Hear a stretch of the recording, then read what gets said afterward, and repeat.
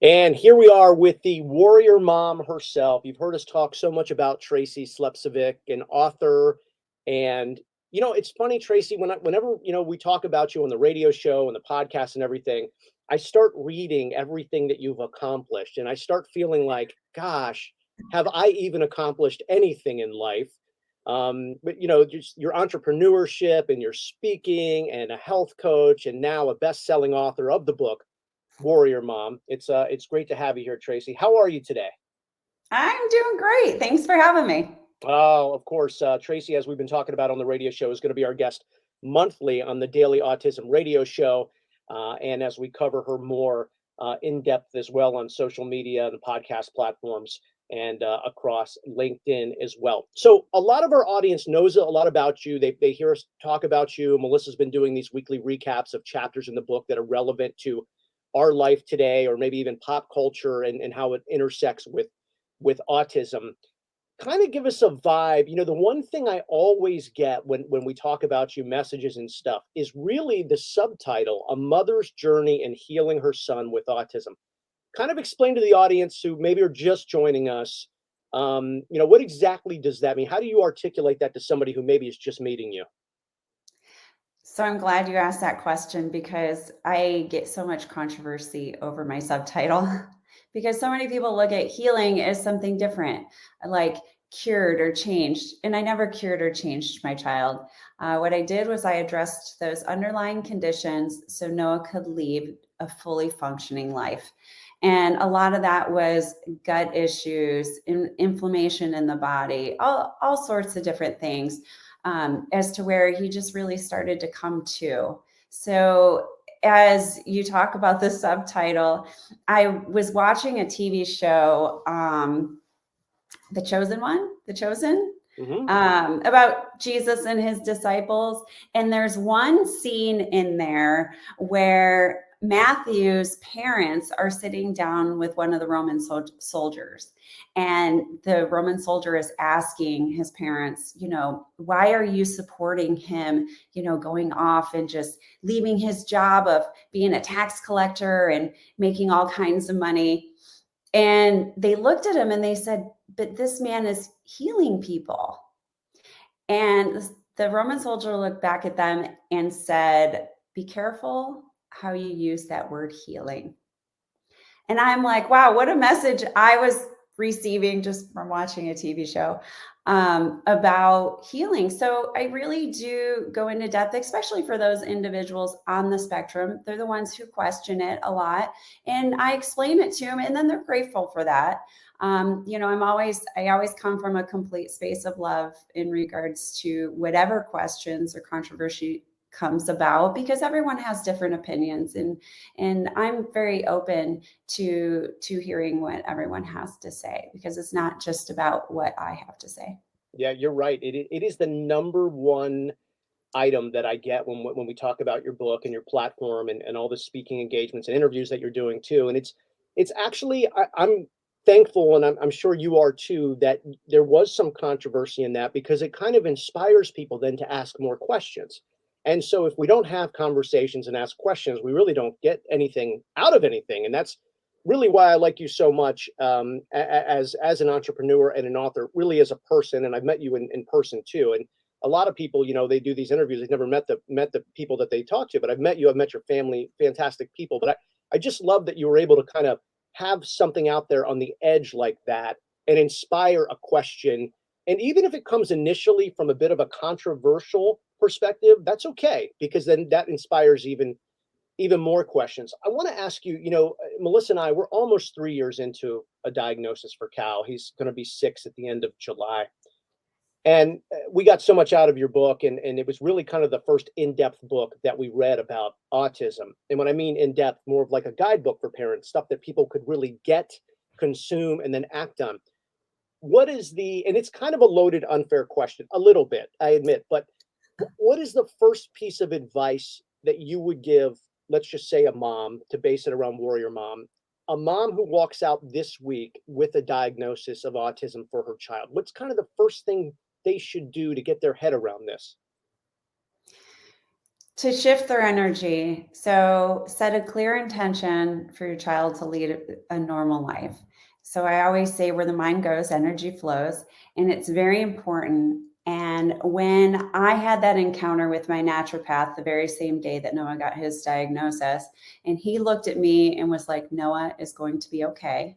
I want you to go home and do your homework because kids are making great strides with biomedical intervention. I literally sucked those tears back up into my eyes and went home and got to work. But what I did, no matter what, was I set a clear intention that my child was going to live a normal functioning life.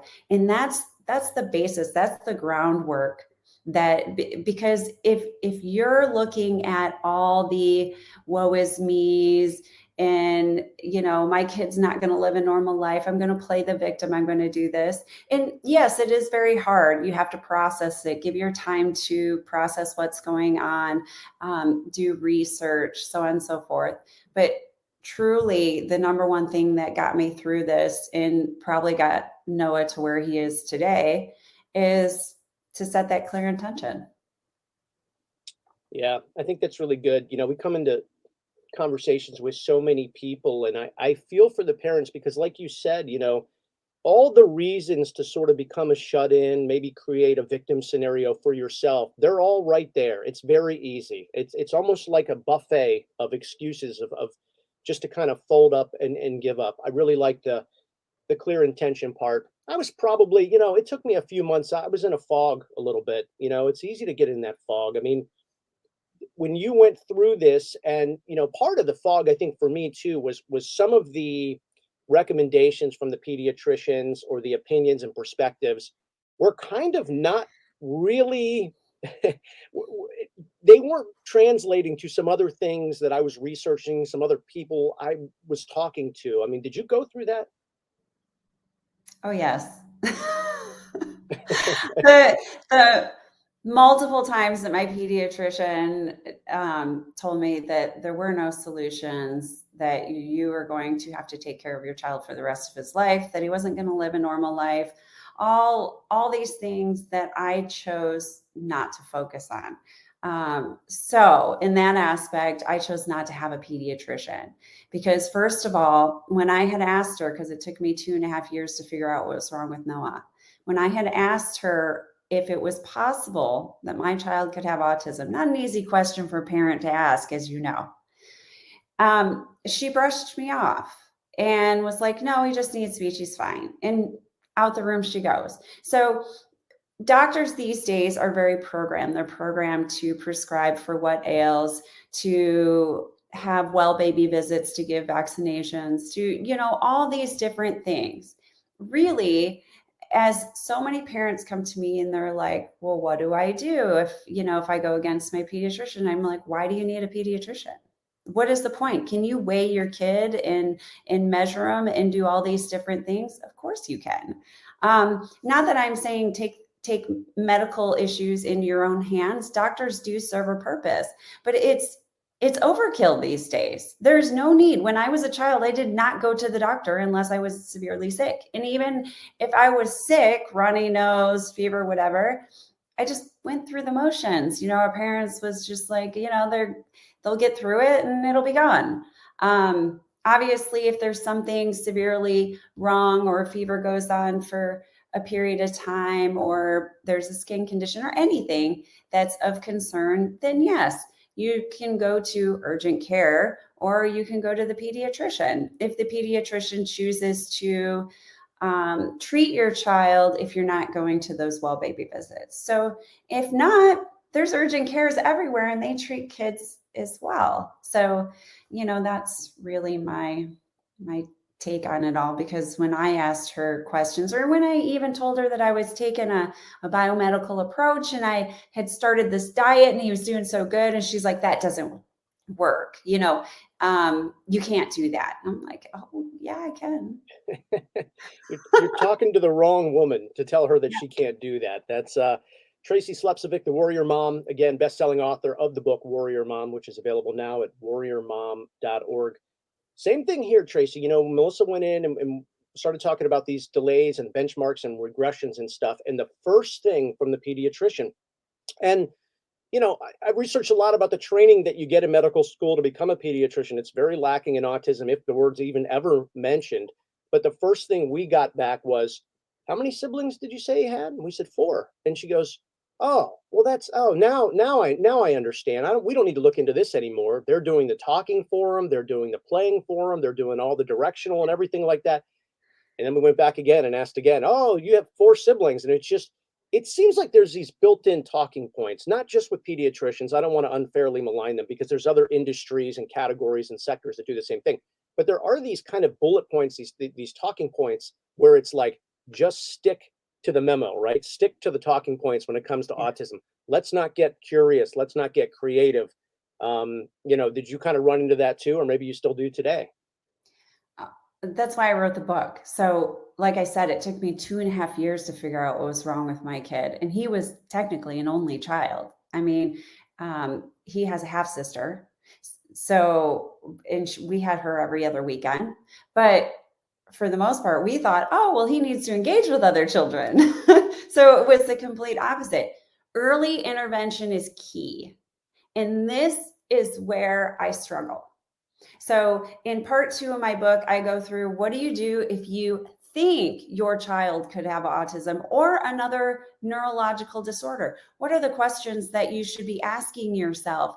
What are your resources if, there are many resources other than your pediatrician, because they are lacking in that area. Not all pediatricians, don't get me wrong. I don't categorize them all in one little lump sum, but truly 2.5 years to figure it out. And then I speak to parents like yourself that, they're dodging the diagnosis. And first of all, a pediatrician cannot diagnose a child with autism, to be honest with you. A lot of Neither. people don't know that. A lot of people don't know that. Yep.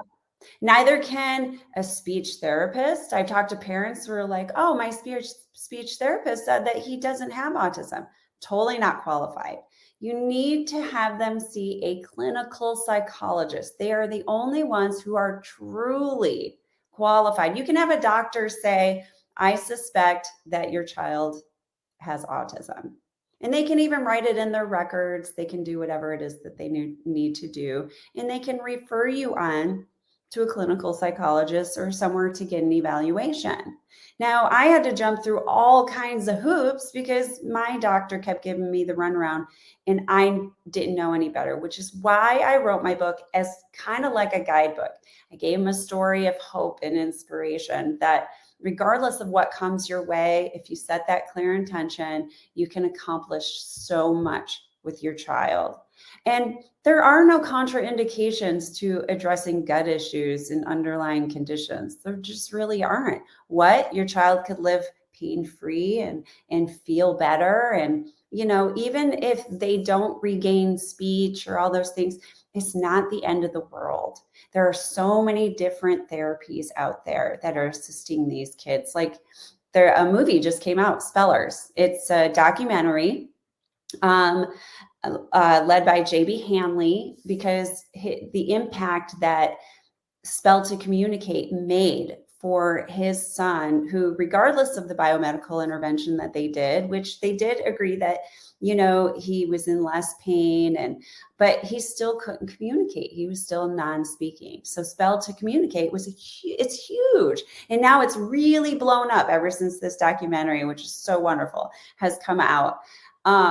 So there's so much out there and parents just don't have that information. So I tried my best to cram as much as I could into one book. I was given, a limit on words, from my publisher. So could I put everything in there? No, not really. But this is where I encourage other parents to get out, do their own research.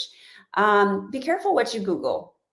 This is my thing. There are so many books that are being written right now. There are so many great doctors. Children's Health Defense. I just, became a part of Children's Health Defense California chapter in regard, so I could educate other parents.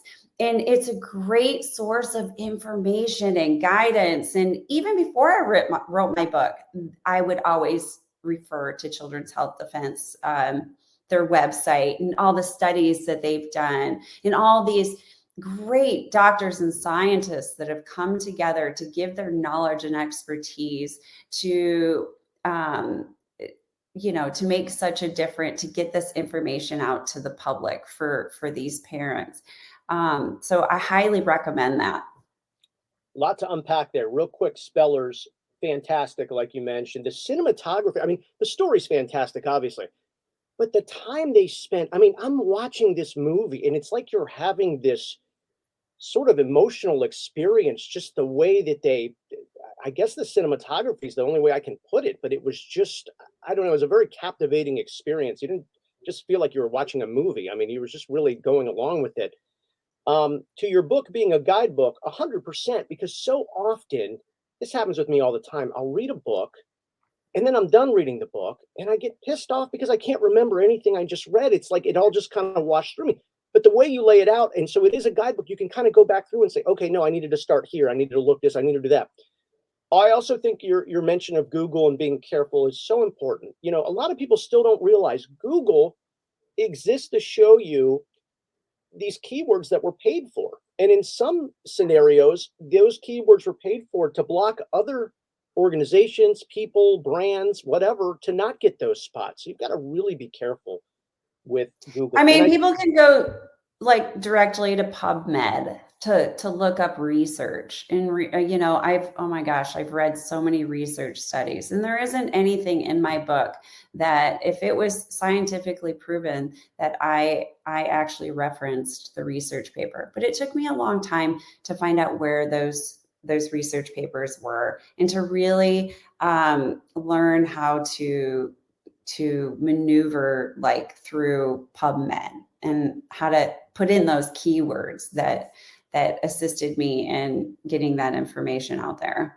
I can tell you in my studies for law school that Google.Scholar is a much more reasonable approach than Google.com. There is a substantial difference, and even at times the scholars aren't necessarily on point, but at least you're getting backed up, information there, and you can see where all this information came from. It's important to think about all that stuff, especially something as sensitive and important as autism, especially for your child. Where do you think today? I mean, you're an expert at being an autism mom. I mean, you've been doing it for a long time. I have never run into I've run into some exceptional women who are mothers, not any that have put in the time, the labor of love that you have for your son, your family, and now your audience and essentially your fans. But where does autism stand today? Like in 2023, whether politically, pop culture, from the media sense, I mean, I just think it's messy. And I feel like there's these divides, and some days, Tracy, I got to tell you, it's frustrating. Other days, I feel great. I mean, where do you think it is? What's your perspective on autism today and all of those kind of categories? This is why I named it Warrior Mom, because first I was speaking from my own point of view, because I definitely had to put that armor on to battle all those things for my child. And I don't discard the warrior dads of the world as well. So we have to, as parents, we have to be their advocates, and we have to go to bat. So I knew as soon as I started to immerse myself in this whole world of autism that I was going to have to battle for my child. And I did. That was exactly what I did. From being an advocate to making sure that he got the proper services necessary to guarantee his success, to truly be able to function. And what would it take for him to function? So then I had to go outside of Western medicine. And these were things that I didn't know. But over the years, as I was a mentor for parents with autism, I saw that I was giving them the same direction and the same steps. And, and so many people were like, well, why don't you write a guidebook, or why don't you write your story? And then I'm like, well, why don't I write all of it? So I shoved as much as I could in there that I felt the tools that I needed to guarantee my child's success, right? And we do truly have to fight for the well-being of our children, especially these days. Oh my gosh, all the things that they're exposed to. Glyphosate is huge. It's in the water you drink, the air you breathe, the food you eat, the clothes you wear, and these things, there's so much toxins in the world today. And to really just do our best, we're never going to be able to eliminate all of them. To do our best to be able to limit or eliminate as many as possible, so our children can live in a less toxic world. And that's less eating out. That's eating more organic and truly getting back to eating real food. And over time, that'll start to heal the gut. And, and then once the gut is healed, it starts to, affect the brain, as to where the brain can better function, because our nervous system is connected from our gut to our brain. And so if you have inflammation in your gut and your microbiome, then, automatically it's going to impact you neurologically. So it has been scientifically proven that gastrointestinal inflammation is directly linked to autism. So addressing these things and doing whatever we can to heal our children's underlying conditions so they can get to that fully functioning, capacity, because today he's driving, he graduated, he's about to turn 18 years old. You spoiled it. I was waiting for the end, for the big, tell us what's going on in Noah's life. And because I just saw the pictures, and he's a stud in his suit and everything. But no, it's good. I was going to do it at the end, but whatever. It's so good. I mean, it was awesome to see that. But yeah, he's his own person. And I love that he is not afraid to step out and just be his true, authentic self. And he truly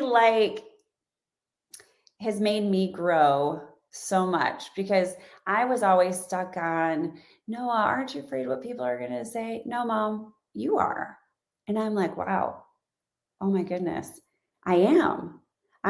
The fears began, as you might know, the day we were told our child has autism. Okay, is my child going to live a normal life? Is he going to be picked on? Is he going to, be able to grow up and drive someday, have a relationship, get married, have children? All these things that all the fears that build up inside of us, they're fearless. They don't care. They're like, whatever, the world's the limit. And when Noah first started driving, oh my gosh, it was just, so he's had his permit for a while, but a couple months ago, he got his driver's license, and then he's just like, I just want to go drive. And I'm like, really? Can you just call me? And then when he'd call me, I'd be like, oh my God, is something wrong? So we live in this state of fear so much that, at some point, which is why I named the last chapter in the story of my book, Let Go and Let God. We have to just trust that they're on their own beautiful journey, and that God will watch over them. And whatever path it is that they take, or if they fall down, we'll be there to pick them up and to guide them in the process, because that's what parents are for.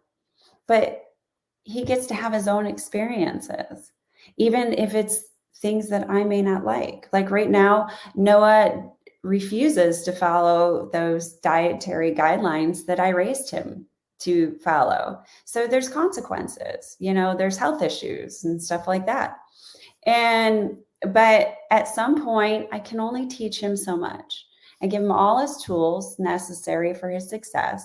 And beyond that, he has to experience all these things himself. And that's a tough thing because as these children are, they grow up and they need you and they want you and they're attached to you, and then they start to slowly just be on their own and do their own thing. And Noah's very respectful. He's a very loving and respectful kid. As you sat down with him and you had a conversation with him. And at first, when he sat down with you, he's like, "Mom, I'd like to just talk to him in private."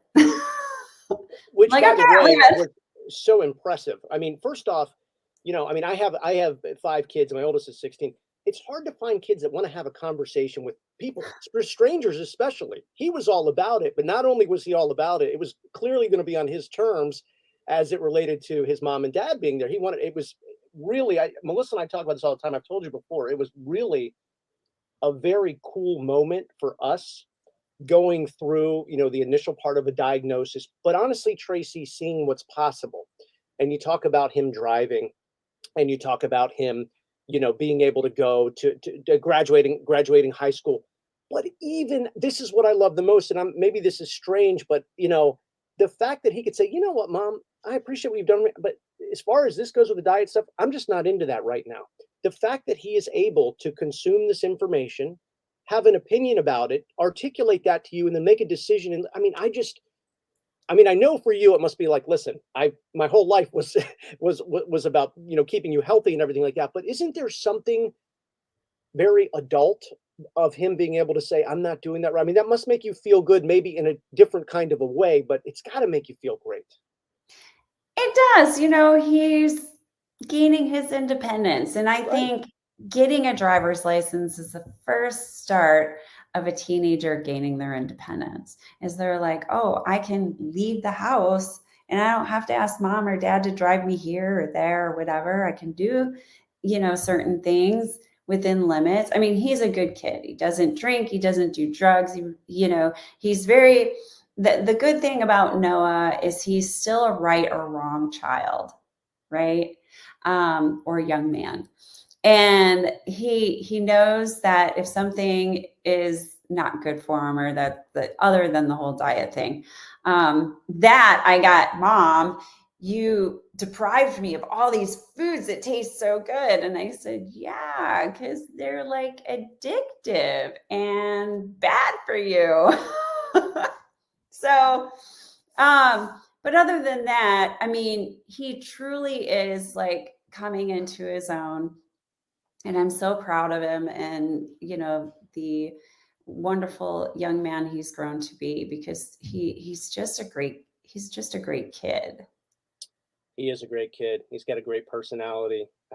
You've done a great job. It's great of you to share your experience through the book, not just the book. You're very aggressive on these podcast platforms. I mean, people are now reaching out to you. You're kind of every time I log in, it's there you are, there you are, there you are, and I really love that because in this category, if you will, autism, we've kind of been forced the same personalities, if you will, but with really the same information. I don't think it's doing a lot of good for especially moms and dads today who are going through a diagnosis. We need kind of fresh faces and fresh spaces. And I wonder why so much, because you run in these crowds, you're in these circles. People are now reaching out to you as an authority and stuff.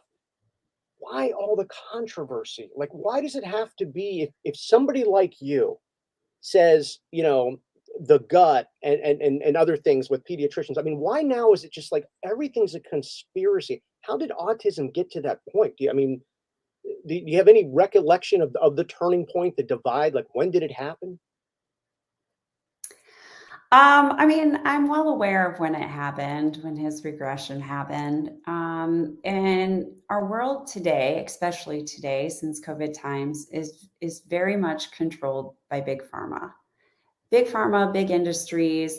But it's not just big pharma. You're talking about the food industries. Like I was talking earlier about all the glyphosate and everything. Truly, if you're not eating organic, you're eating some sort of poison, and even organic. So Costco, for instance,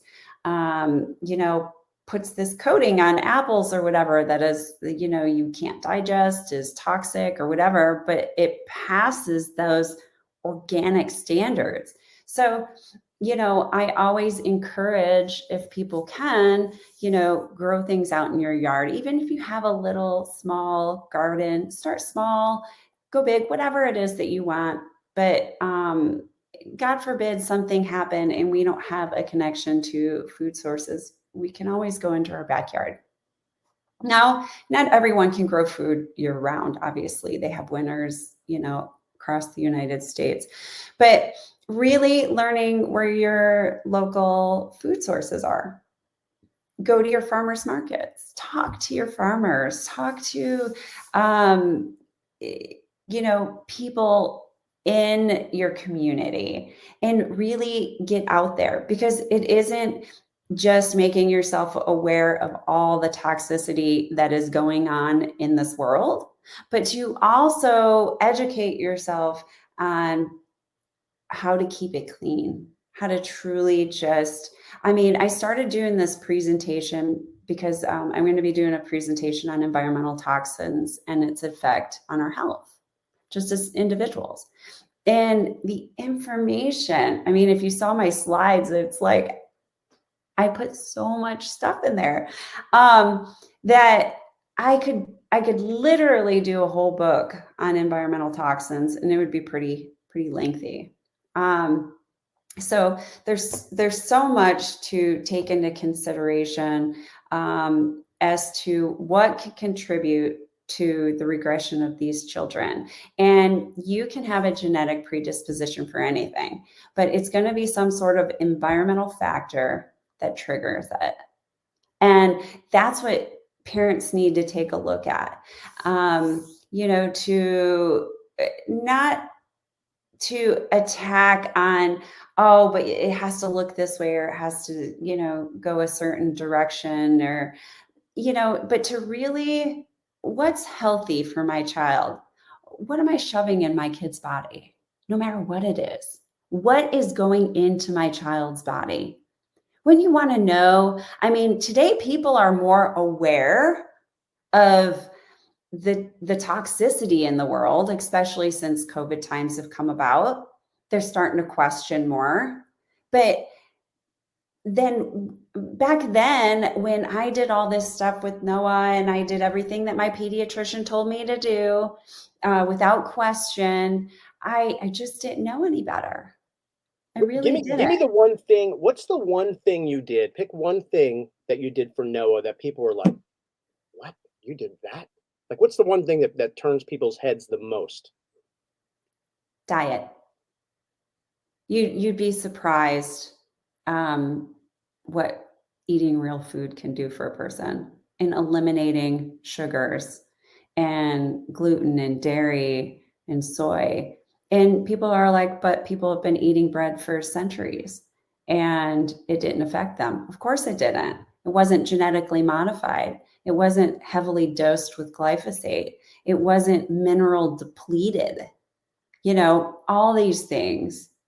And even organic, our standards in the United States for organic is absolutely ridiculous. But to truly just feed your kid real food, stay away from the packaged, processed, all the colors and dyes. All these things have been proven in studies to have impacts on brain health, not just the gut. So when you start to clean out the gut, you truly, that's where it all begins. And it all just kind of goes outward. And then cell phones. Oh my gosh, the electronics in the cell phones. Do you know that putting this up against your ear actually breaks the blood-brain barrier? So when your blood-brain barrier is broken, all these toxins that are in your body that are floating around, the aluminum, the mercury, the lead, anything that we've gotten from our environment, right? It can travel to the brain. You break the blood-brain barrier. That's why if you ever see me on my phone, I'm going to be like, I'm Speakerphone, yeah. so, and it's very important to shut the Wi-Fi down at night if you want to be able to sleep.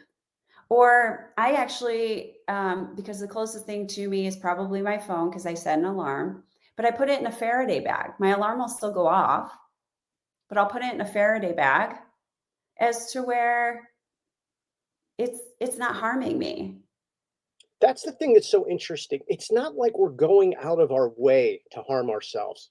These are just the basics of life. Talking on your phone, having your Wi-Fi run while you sleep, shopping at the grocery stores instead of shopping on the exterior of the stores where there's as close to real food as you can get, the produce and those sorts of things. Going to the interior of the stores and all the prepackaged plastic bags. I mean, the food company, I hence to even call them food companies anymore, but they're profit companies at the end of the day. They figured out how There. to add chemicals to make more money. They're not, those executives didn't get up over the last 40 or 50 years and go, how can we make the American public even healthier? I mean, they just did, that wasn't going on in a boardroom. How about just boosting your immune system? So COVID times, everyone was looking for this magic cure, maybe vaccines or a pill to fix it or something, right? But during this time, the only thing I was doing for me and my family was I was boosting our immune system. I'm like vitamins, hardcore, making sure that we got all the vitamins necessary to make sure that we're healthy. Most of the people who got sick, I think it was actually like, it's a high percentage. It's like 90% or something. Don't quote me on that, but it's pretty high. The percentage of people who actually got COVID were depleted in their vitamin D.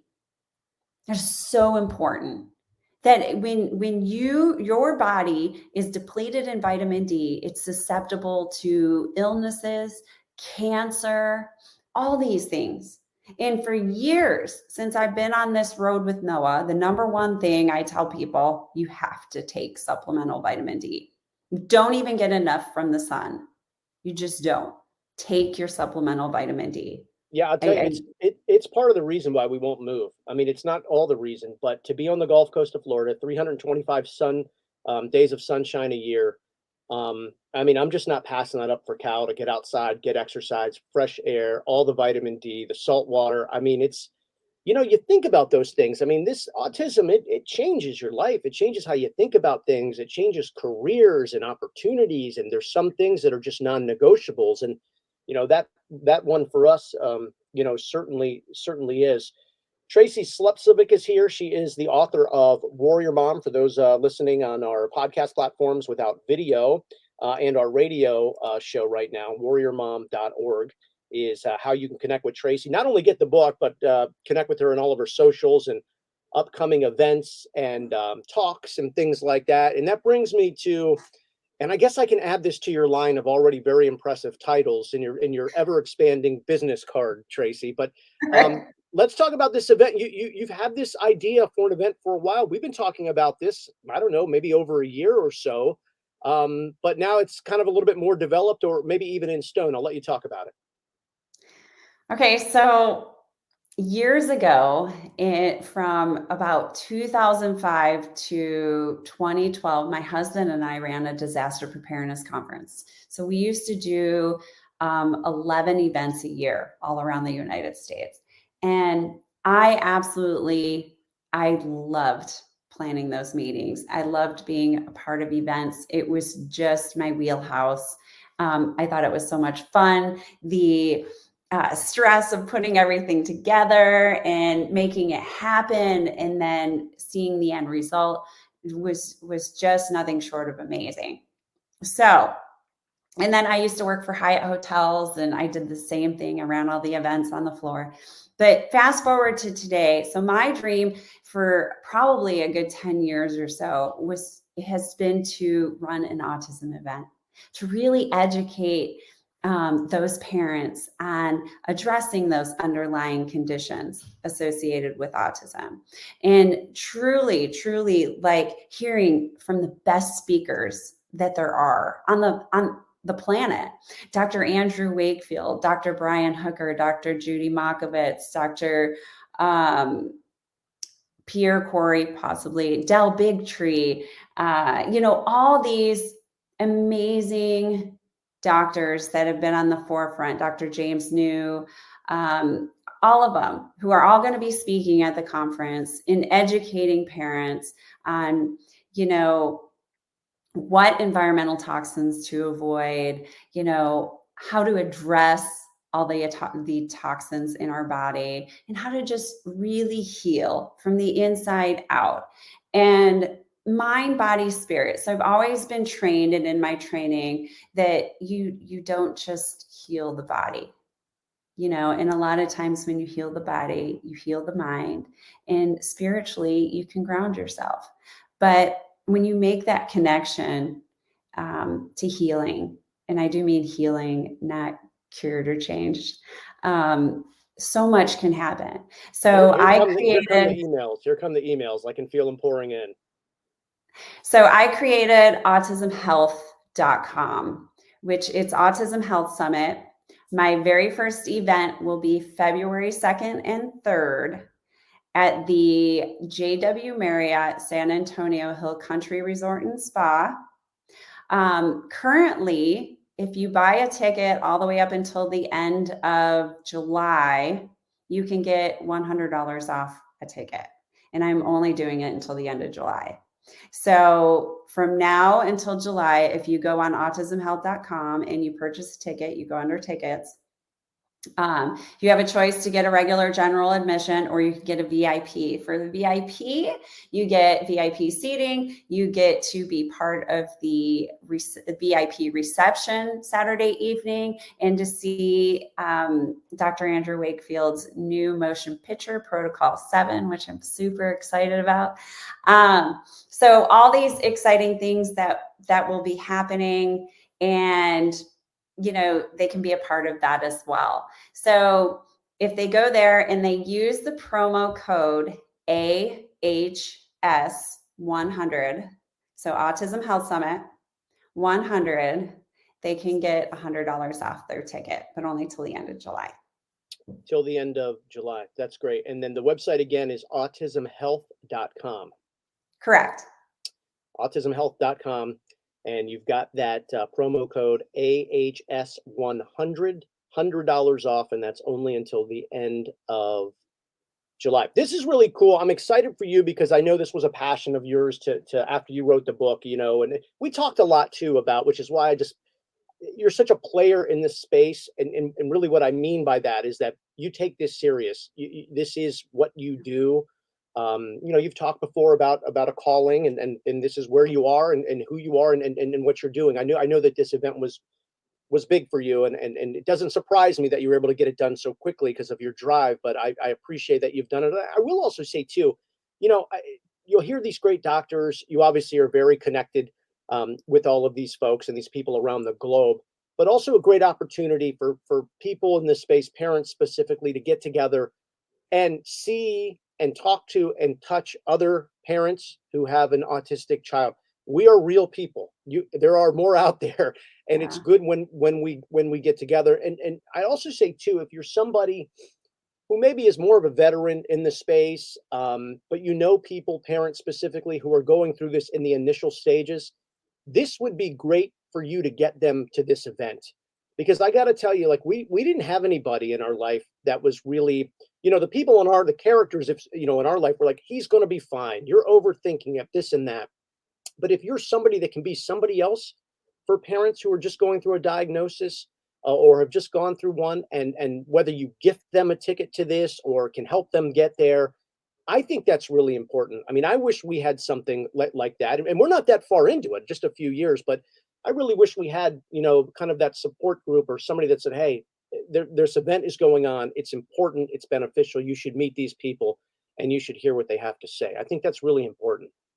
I know for a long time there were really no events, and then COVID hit, and I think it really just put a fire under us parents and advocates to really, truly, band together and create something. And there's so many different, health and freedom events and so on and so forth that are out there. I will post, about the ones that I'm speaking at, the upcoming ones. Children's Health Defense is also doing their upcoming annual event. That is going to be in Savannah, Georgia, and it's the first weekend of February. So that's through children'shealthdefense.org. That's another great event. But I think it's important for parents to create a community, to get out there, to meet other parents, to really, when all this started, I just submerged myself in the autism world. I went to tea talks and picnics and parent meetings and conferences and, traveled near and far if I had to. I didn't care. This event it's going to be a beautiful resort. You could take your family. That was the main reason why I chose this venue. It's in the most perfect location. San Antonio is a great place. It's only going to be like 15 minutes from the San Antonio airport, 15 minutes from downtown. But really, they can meet all the different experts, the great vendors that are, that sell a lot of these products that, aid in, being that in that toxic free environment, or aid in healing and all these different things. But I'm super over the moon about it. And I'm excited about Andy's film and that he allowed to partner with me on doing this event and, doing a screening of Protocol 7, which hopefully will be out in September. We'll see. He's negotiating with theaters now. And he said there'll be 3 red carpet events, one in Austin, one in LA, and one in New York.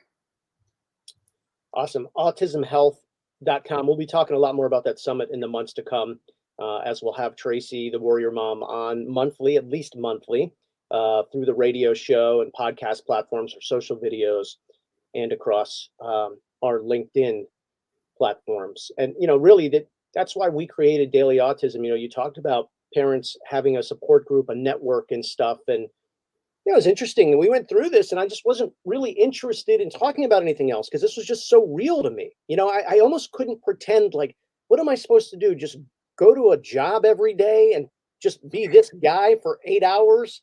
But the whole time I'm just going to be sitting there thinking about real life at home and what's going on. You know what I mean? It's just, I just said, all of my background in media, I think I'll just create media around autism. And all my friends said, well, you're probably going to go broke. And I said, maybe, but I still think I've got to try. I still think I've got to try. So I think you mentioned that, and it's really important.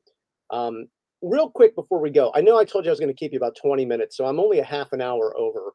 And for those that know me, know that I can just keep going and going. But I wanted to touch on this. We don't have to get too in depth on it, but again, you're in this circle. You have knowledge, you have connection, and when I can get you on and expose you to our audience and our platform, I want to expose them to everything. Everything that you're associated with, not just the book, not just the speaking engagements. Everything. Did you watch? This is probably a stupid question. Did you watch the Joe Rogan interview with Robert Kennedy Jr.? I did.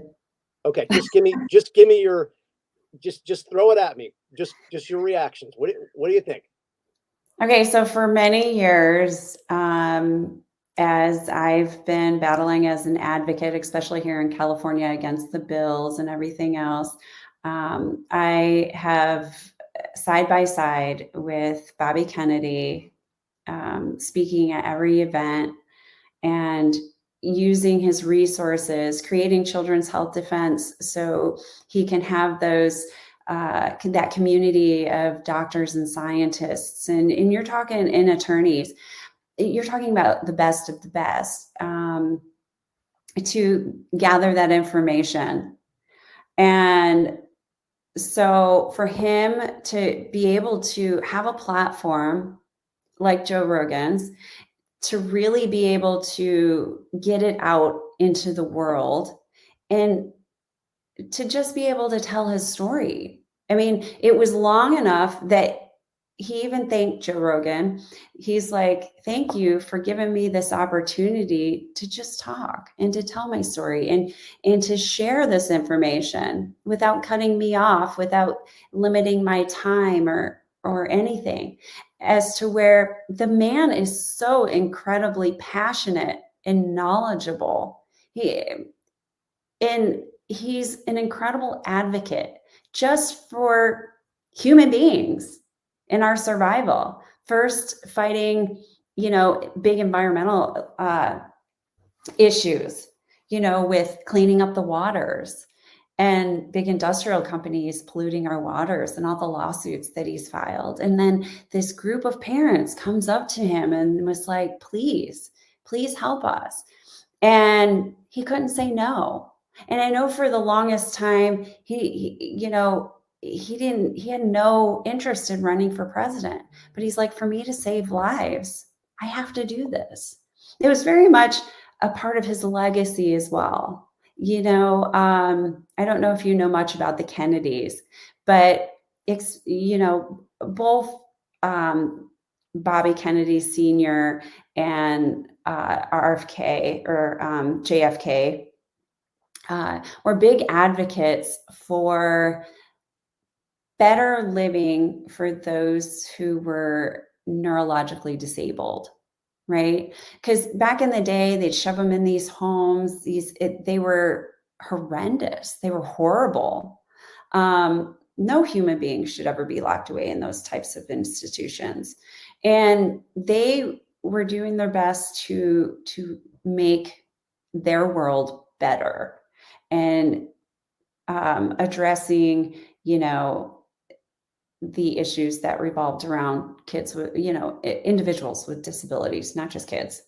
So, and he's carrying on that legacy, and he's very much about, protecting our health and well-being, because we live in a toxic world and people are dropping like flies. So it's a big issue. It's scary. I have parents contacting me all the time in complete fear. And we can't submit to that fear. We just can't, or they win. Why do So you we think? just educate ourselves. Yeah, and he talked about on the Rogan podcast, the kids kind of, I don't know the exact quote, but kind of swimming in a toxic soup. They're Yes. just out there absorbing toxins, and that kind of caught me when he said that. I was like, that doesn't make me feel really good. Why do you think the mainstream media, every time he gets pushed, he says, "Listen, I'm not anti-vaccine. I'm pro-safe vaccine. We need safe vaccines and a safe schedule to go along with that." But why do you think it is? Every time he's referenced, I pulled up a few articles this morning. I woke up, I had about 17 emails from different people about the latest on you call him Bobby Kennedy. Um, you must be friends with him. You call him Bobby. I don't know if I can get away with that, but why can't the media just? I mean, it's out of his own mouth. He says, "No, I'm not anti-vaccine. I'm pro-safe vaccine and safe schedules." But they just ignore it, and he says it. What? Why do they reference him as something he's never said? Yet they have something that he does say. I mean, what's the agenda there? It really, honestly, is crazy to me. Well, the agenda isn't just political. So we truly believe these days that the vaccines are designed to neurologically impair society, right? As to where they can be easily programmable and manipulated. I mean, I could tell you my son is very easily programmed. And my husband and I have had to really just dig in and be, that voice in his ear, even though he doesn't want to hear it. And his whole purpose is to truly educate people, because when I went to his, announcement in Boston that he was running for president, he's like, if I can't win this by telling the truth, I don't want to be president. And we're living in this very controversial society. There's a divide, and That's what they're doing. So, and then they put you in a state of fear. They create the divide, and then they come in with the big guns. And we just need to be prepared. But what we need to do is we need to band together. And if anybody, any of your listeners out there, the best thing that you can actually watch is go to plandemicseries.com and watch Mickey Willis's documentaries. He just came out with Plandemic 3, The Great Awakening, and it lays it all out as to what's going on in this world. If you're not that person that likes to watch news or see what's going on in the world, you need to be aware of what's going on. I hate that I open up my emails and I'm like, oh, it's one bad thing after another.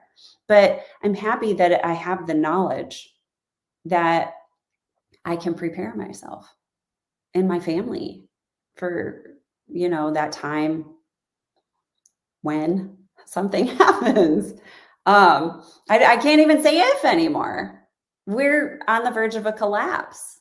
So have your non-perishable foods, have your satellite phones in Faraday bags, have a plan for your family. I mean, this is a whole nother episode that we can talk about, like disaster preparedness for these families.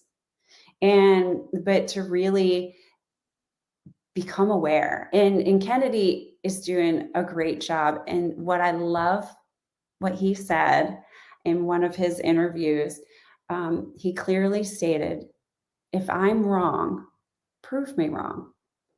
And if you're right, show me the data. I'm open. I'm open.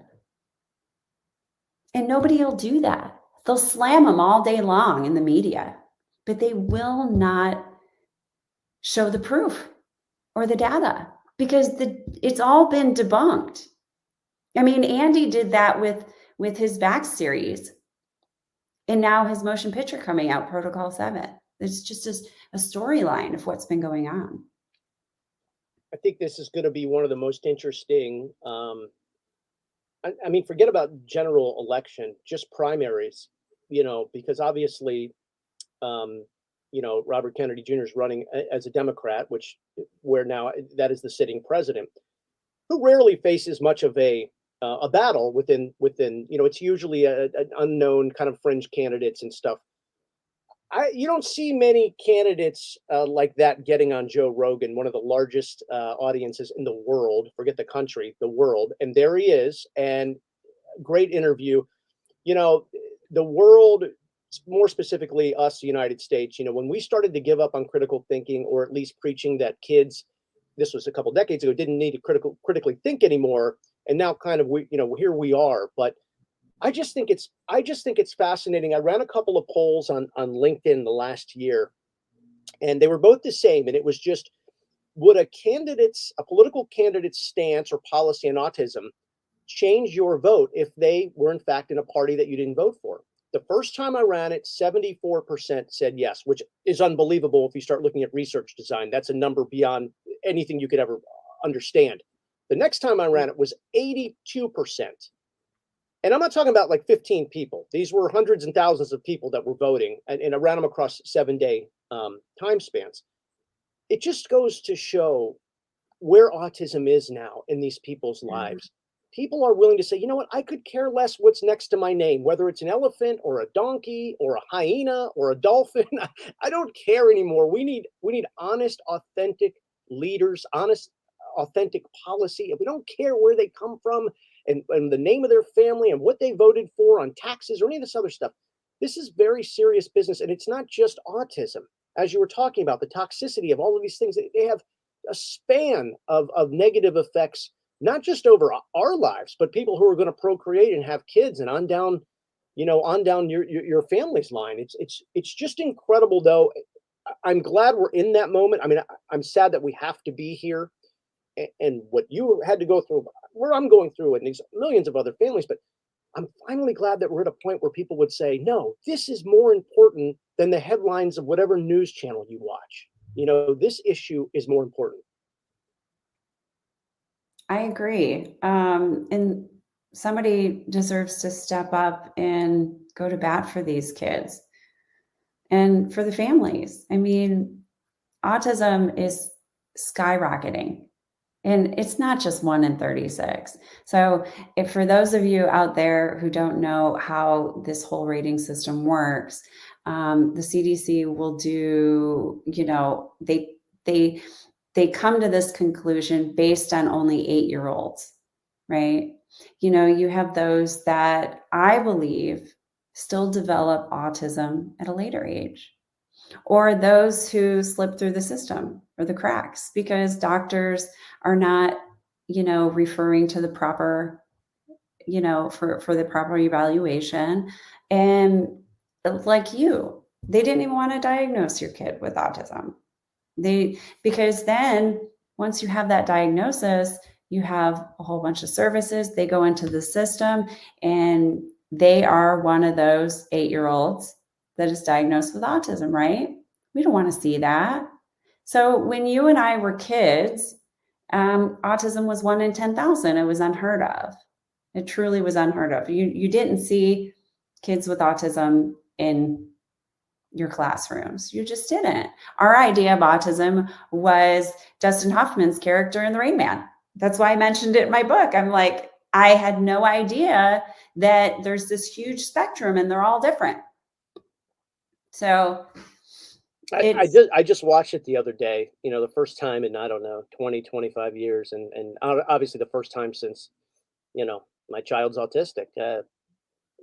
Different range of emotions, different everything, different. Not better or worse, just different. And I appreciated the experience. It was interesting. I actually, because you're right, so many people in pop culture, that's been really the only thing they can. I remember even talking to a buddy of mine when Cal's first diagnosed. He goes, "You mean like Rain Man?" And I said, "Well, I mean, no. sorta, but not really." But that's all he could get his hands around because he had no other point of reference. He's just so it's it really is interesting. Warriormom.org. That is the book, which is now available, or Warrior Mom is the book. You can connect with Tracy at warriormom.org.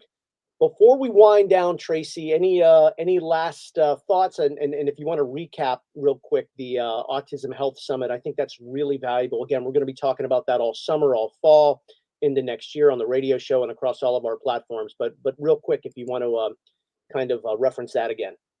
So I put the book together to be an absolute guidebook, a story of inspiration, a guidebook, all the different healing modalities that I used. Are there more? Absolutely. There are many more out there. I couldn't cover all of them. So I always tell parents, if you purchase the book and you've read it, because it did take a lot for me to actually compile all this information together into one book for me to just have to repeat it to somebody. And that they can, if they have any questions afterwards, they can reach out to me at info@warriormom.org. And then sign up to go to the conference. I mean, up until the end of July, you get $100 off a ticket, which to me, $100 is a lot of money. So they can register for the event at autismhealth.com and go under tickets. For anybody who wants to be a vendor or sponsor, or if they want to sponsor somebody's ticket, if somebody reaches out to info@autismhealth.com and they're asking to be sponsored, then I would have to send them an application as to where they can, we can see if they qualify for a sponsorship. And once those sponsorships start to come in, then the low-income families can get their tickets sponsored. So it'll be a great event, packed for 2 days, and it's going to be a fire hose in the mouth. Plandemicseries.com. Watch the Plandemic series, all 3 of them. Plandemic 1, the first documentary, which I think is only like 35 minutes, was the most viewed documentary in history with over 1 billion views. That's insane.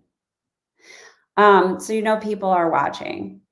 And I mean, you can always go to 7th Chakra Films, I think is Andy's, and it's the number 7 Chakra Films, where you can see the back series and all that, and watch out for hopefully September. His his new movie will be released, Protocol 7. And if you're open to it, I can always reach out to Andy, see if he wants to be on your show.